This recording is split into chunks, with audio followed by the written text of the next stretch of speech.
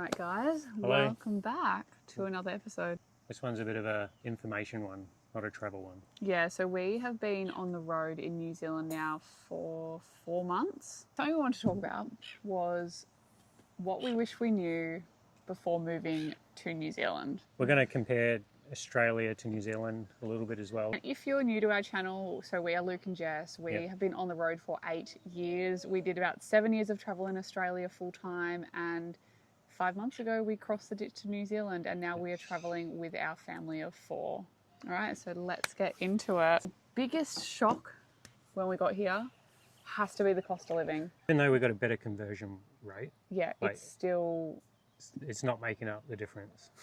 The biggest thing is groceries. We find over here, you know, your especially dairy products are so expensive over here. You're looking at like $10 for a block of butter versus what, $4 back in Australia. So milk in Australia pay like $2.50 a litre. Over here we're paying $4.50 to $5. Grocery shopping over here, you've got your kind of main contenders. So you've got Woolies, which was once upon a time Countdown, but now it's Woolies like Australia. There's Pack and Save, there's New World, and there's Foursquare. Pack and Save is kind of like your Aldi. So your Aldi version of Oz is a little bit cheaper with some products. So it's a place where you can buy everything in bulk. So it's definitely a really good shop to go to when you're on the road, especially if you're going to go off-grid for a while. So another cost of living... Fuel. Expensive. So fuel here is expensive. We did not get a diesel car. We bought a petrol car. And so we saved about 20 grand on not buying the diesel car. Yes. Getting the petrol version. But the petrol over here is... We average probably paying $2.40 something, but we've paid up to like $2.60, nearly $2.70. Yeah, so that's been really surprising on the bank account. And we bought a V8. So. Yeah, so we got a V8. Diesel is cheaper. But you got to buy You have to Ks, Yeah. so you got to buy road user credits. So I'm not sure what the difference would be anyway. Yeah, I think we tried to figure it out, and diesel still works out that little bit cheaper, even with the credit. In saying that though, the rego on your car we just told you it's a V8. It's got 7 seatbelts in it. All of those things make a difference in Australia, and we paid $140 for the year. And what would be, like, how much would that have cost us back home? Anywhere from $1,200 to $1,400. Yeah, so there you go. So you are saving on rego here. Another one is there's no stamp duty. So we paid $21,000 for that car, and in Australia, every dollar you pay, they take a percentage and put that on top. All right, so from there, I think let's talk about camping. Over here, caravan parks are expensive. Yeah. We thought Australia was expensive. Australia will get expensive. Very humbled. And like peak times in like remote places where, you know, they can get expensive. But the standard pricing we're talking about is way up there over here. I would probably say the average for a powered site over here is anywhere from $60 to $70 a night. And that's not in a peak season. So we've looked throughout the year since we got here, and yeah, that's what you're looking at paying. With a powered site, probably around $40 to $50. So it's almost half the price back home. And touching on facilities, some caravan parks over here, you've got to pay extra for hot showers. Yes. There's been a few that we've looked at, and it was one, where was it? It was in Russell. It was $50 a night, and then you had to pay for a hot shower. There's no dump point, and you don't have water connected at your site, which I think is a norm here. That's pretty standard over here. So you pull into the caravan park, you got to fill your tanks up, and then you go park on your site.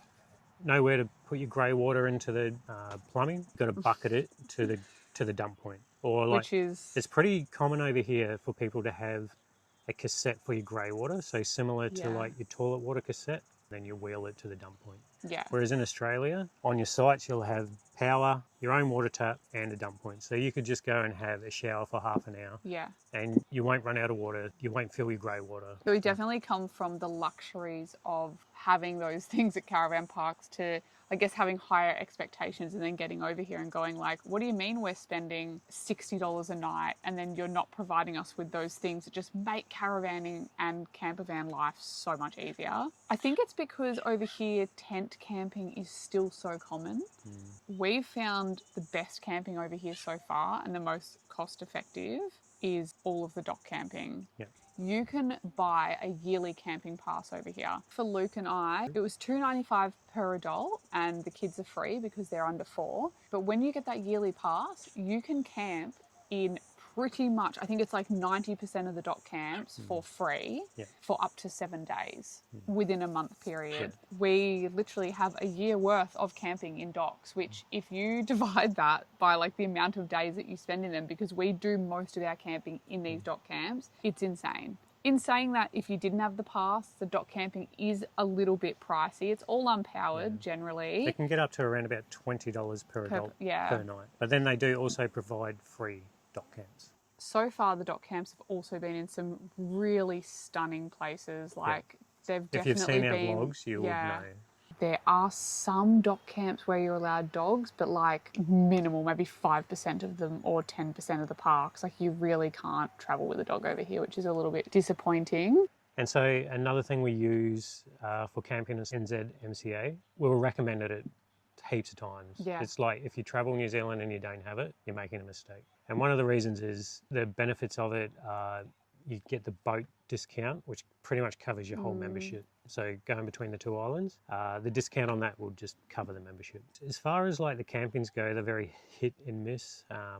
Some are great. Some of them are just gravel pits. They're always in good locations, though. Good locations. So we found they're always just out of town. So if you've come out of, camping somewhere quite remote at a dock camp and you get into a town and you want to restock and do everything, they're really good for that. Nothing special. They are affordable. There is an upfront sign-up fee, which seemed a little bit exy at the time when we paid for it. I think we paid $240. So the sign-up fee was $120, then the year membership is $120. Yeah, and then on top of that, it's $10 a night for 2 adults and the girls are free.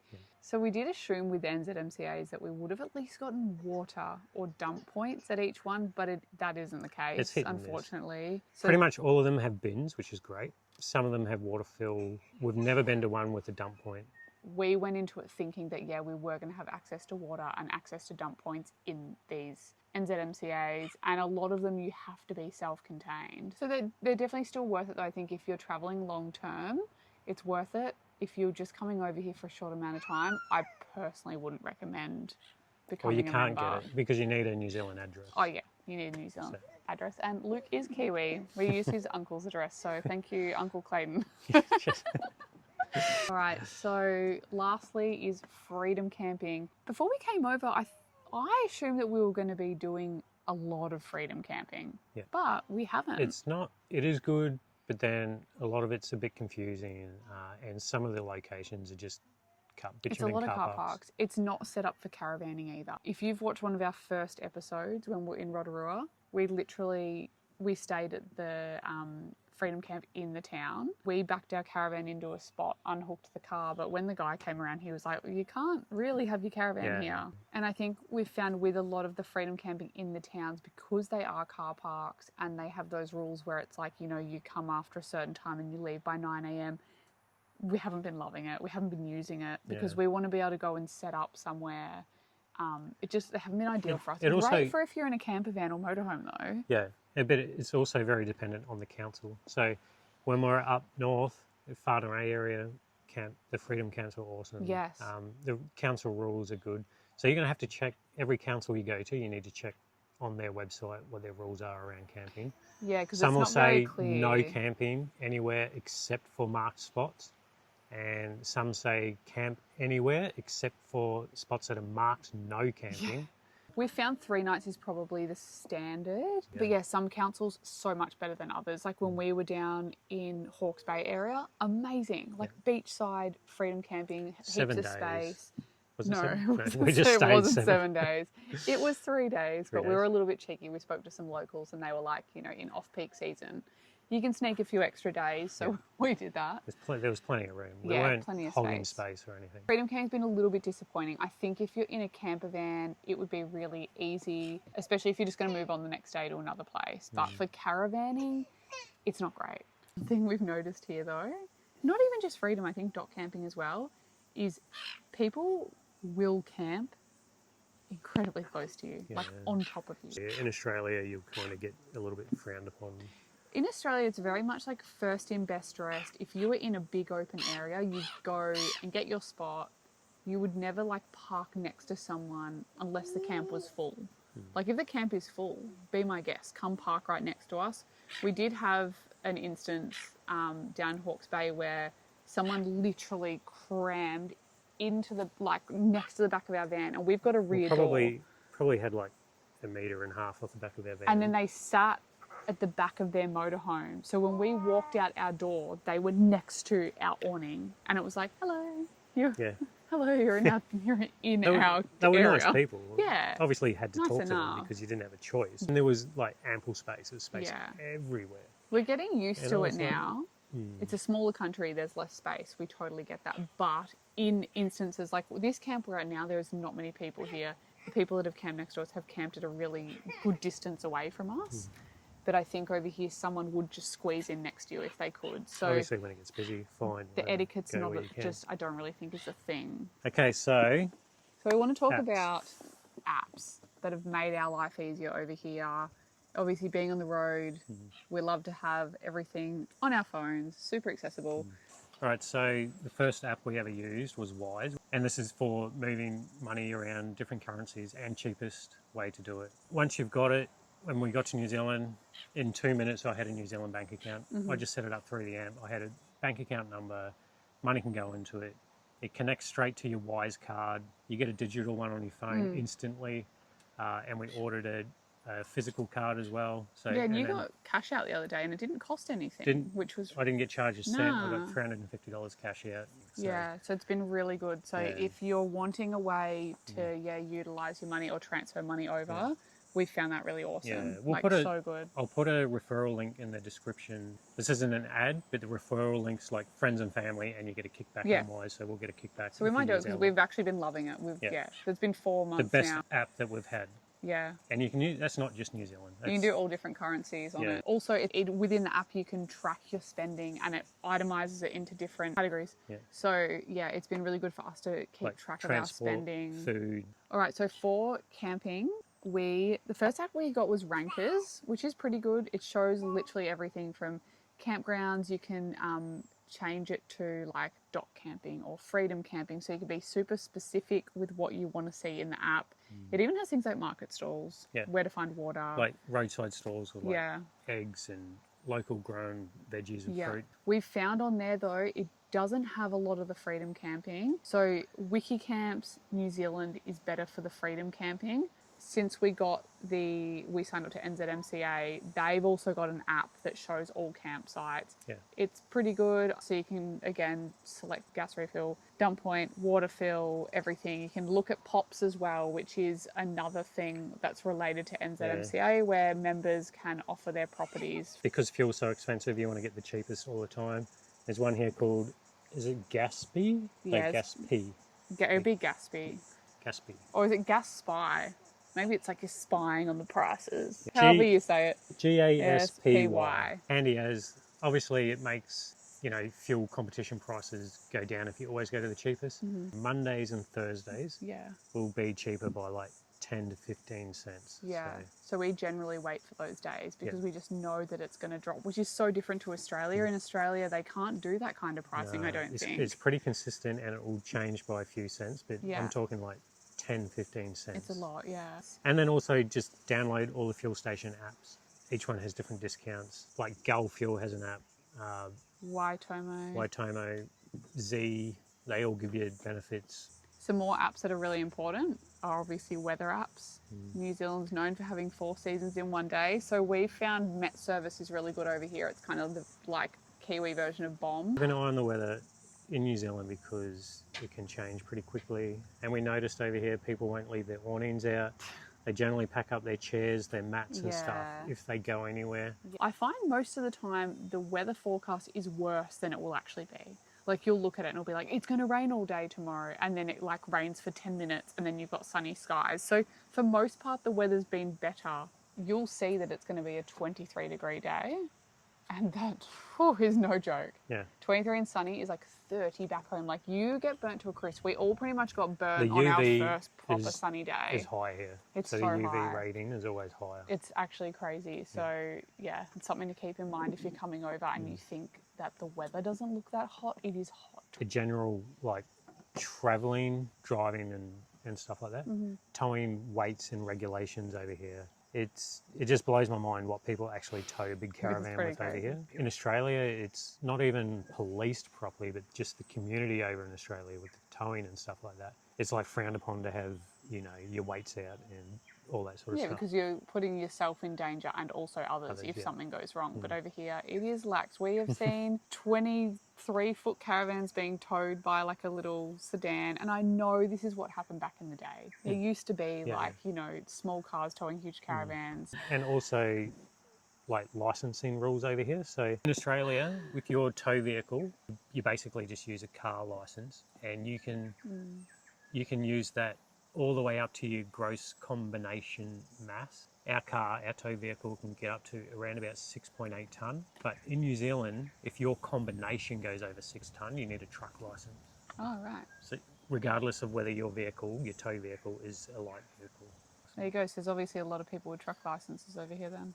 Well, no, because the vans aren't as big as what Australia does. True. Yeah. You That's don't really thing. see that. There's a lot of European vans over here. So like our van, it's obviously an Aussie van, but yeah, you don't really see off-road vans here. So I think we get a few looks when we're towing this around because a lot of it is that European style. Motorhomes and camper vans are definitely more popular over here. So caravanning isn't as common, and I kind of get it with the roads. It's super windy. You'll look at a distance when we're driving, like a distance to somewhere, we're like, oh, we have to go 100 Ks today. That's taking a while to do 100 Ks, especially when you're towing and it's windy. And we found like road conditions over here are pretty shocking. There's potholes, they're bumpy, they're just we say that like the roads in New Zealand are like the Bruce Highway in Australia. If you've driven the Bruce Highway, you'll know because it's literally the shittest highway in Australia. Also slows you down because you're getting potholes, you're getting bumps. It's just like sometimes it's like, wow, like what? It's like every time we drive, Rumi cries because we hit a pothole. And always roadworks. Like there's always slips in the hills and roadworks going on. And then you've got the dirt roads. So there's dirt roads here. There's not as many, but it's funny when we talk to people, they'll be like, "Oh, you got to get that dirt road out to here." Like it's pretty shocking, and we've taken those dirt roads. They won't go to those locations because the dirt roads are bad. And it will be but like their dirt roads over here are completely fine. They are. They're just like a gravel road, and you might be on it for 15 minutes. It slows you down a little bit, but not bad. There's no like hectic corrugations. It's not the same. But in saying that, we've obviously got a four-wheel drive and an off-road caravan. I think if you weren't, like if you just had one of the European vans, you're going to feel it a lot more. They're really not bad though. Dirt roads here are absolutely fine. We haven't even found a long one. So like in Australia, you'll spend like a couple of weeks on dirt roads and you just cop it and you're literally fatigued by the time you're done. But over here, I think the longest dirt road we found wouldn't even be 50 Ks. No. The dirt road into this camp where we are now is probably the worst dirt road we've been on. Do you think? For New Zealand, yeah. It was like had tiny corrugations. No, but for New Zealand, like it had tiny corrugations, and I was like, really cool. Watch out. All right, so sightseeing and experiences. So one thing that's really great over here is we love being in the outdoors. We love going to beaches. We love going on hikes. So everything in dock and in nature is free. You don't have to pay for day passes or anything here, which is amazing because back in Australia in certain states you do, especially New South Wales. Just to drive your car into a national park. Yeah, you'll literally have to pay $6 a day just to go... In some states. To the beach, which is crazy. Like it should be free. That is going to change though. So is it? Yeah, the big ticket items in New Zealand, I think in 2026 or 2027, you're going to have to start, I don't know how they're going to charge you. It might be parking or vehicle access or something like that to the... Really? Yeah. So we haven't done too many paid experiences just because they are pretty expensive. A lot of things that we've looked into, it's always been like, it's more than $100 for a family of 4, and we've got 2 infants. I don't know if that is expensive, but it seems expensive, like $50 per person. There's some things we've seen where we're like, you know what, if it was $25 or $20 per adult, we'd probably do it. So I don't know if that's just us being stingy, but We have done some things.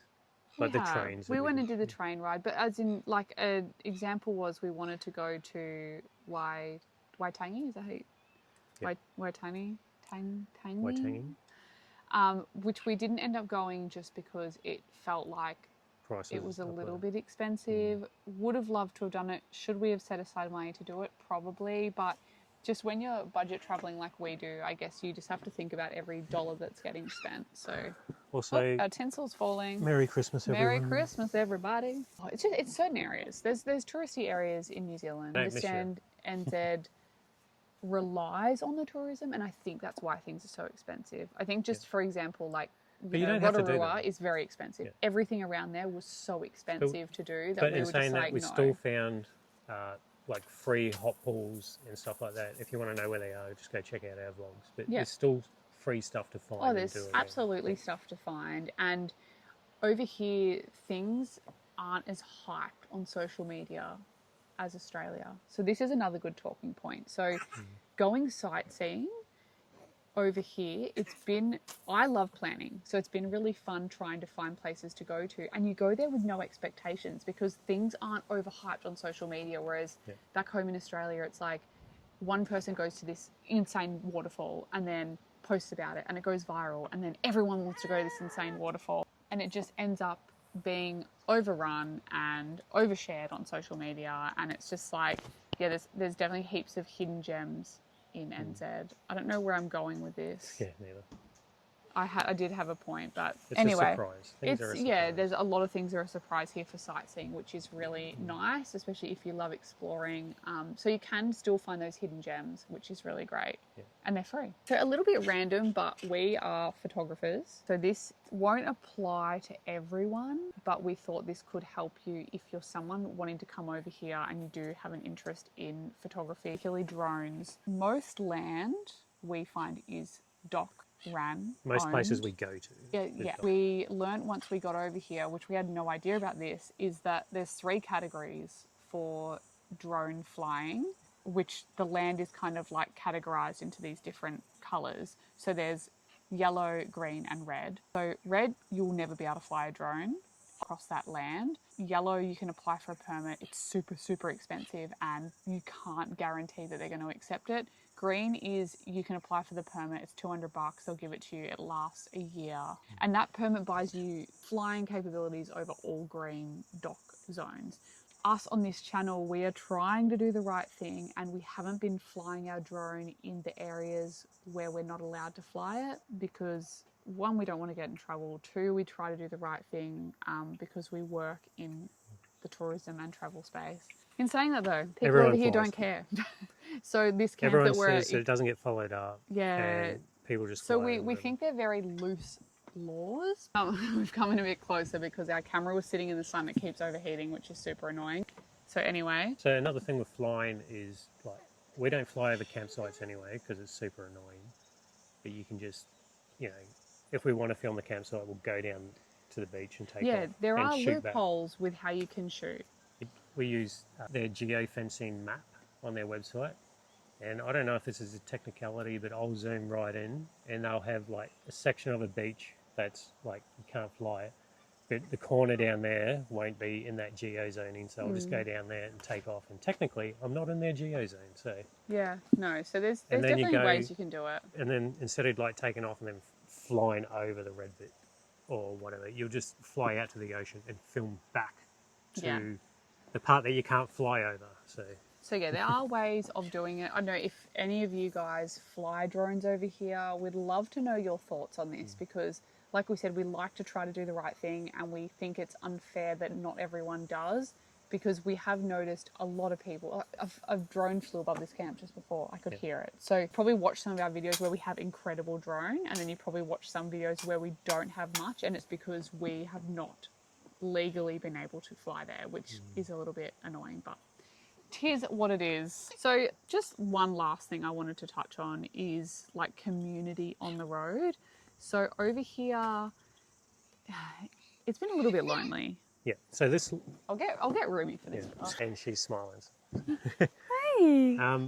So this lifestyle in Australia has boomed, and there is families on the road everywhere. I saw statistics. I thought you were saying sister. I was like, what she said, I don't know. I'm going to struggle to say that. When we got on the road over there, I think it was around about 100,000 people on the road, and most of them were the grey nomads. And then after COVID, I think the average was around about 300,000 people on the road. Wild. Yeah. And families, younger people were doing it. It just exploded to a community that was huge, and you didn't feel, even when you went remote, you didn't feel alone. You made friends everywhere. Yeah, it was incredible. We've met lifelong friends on the road back home, and we were hoping that we'd have that same experience here. But we've had really good experiences over here. Like, we've met some great people, and you've seen that in our vlogs and stuff. No one's travelling long term. So everyone that's kind of got a caravan or a motorhome, they're just like, oh, we're just coming away for the weekend, or, you know, oh, we've got some time off work. So it's all short-term travel, which I get because New Zealand's obviously also small. You don't need to take, you know, a year to 18 months to lap New Zealand. It's just not what people do. I think they kind of do regions. But there's no one on the road long term. There's not many families on the road either. We've met a few families that have been in like big buses and stuff, which is so epic. And they've been absolute legends, which we love. But you kind of cross paths with them, and then you move on, and they go do their thing, you go do yours. And yeah, it's kind of sad because you don't get to kind of travel with them. What I find with Australia, like people are doing the lap, whichever way you're doing it. So especially in remote places, everyone that is going clockwise is going clockwise, generally about the same speed, and going to the same places. Yeah, so you're always going to be travelling in the same direction as someone. You could see the same family on and off for like 6 months. Yeah. But over here, you can zigzag across the country. You can go anywhere, chase the weather.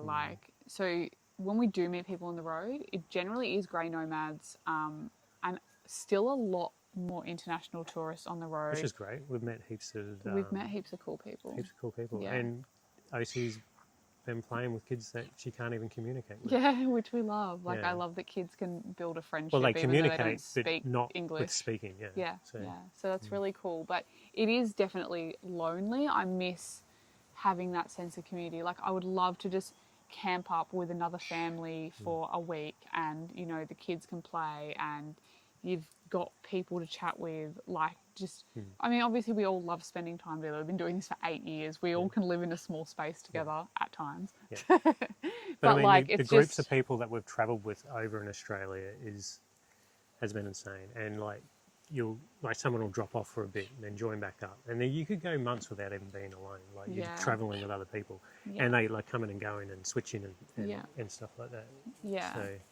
But if you're watching this and you're in New Zealand and you're travelling New Zealand, or you're going to do a short trip and you're a young family, or you're just even a young couple, you don't have to be young, be anyone. We don't care. But we just love chatting to other people about travelling and just, being able to connect with people. Like we said, we've met some absolute legends, and age is not an issue. We don't care what age you are. Come and have a chat. I think that wraps it up. We hope that we've touched on some subjects that have been helpful to whether you are someone that's thinking about travelling around New Zealand and you're from here, or you're going to come from Australia or anywhere in the world. If anything, this video has sparked like a question you've had in your head, just chuck it down in the comments and we'll see if we can answer it. Yeah, absolutely. We'd love to answer any questions you guys have. And if you've been watching our videos and you're loving them, give us a thumbs up. Please subscribe. Subscribe to the channel. We still probably have another year here, and we've just literally gotten started with these episodes, and we are loving creating these videos for you guys as well. New Zealand has just been such a dream. If you're loving our content, stay tuned, because there's just so much more to come.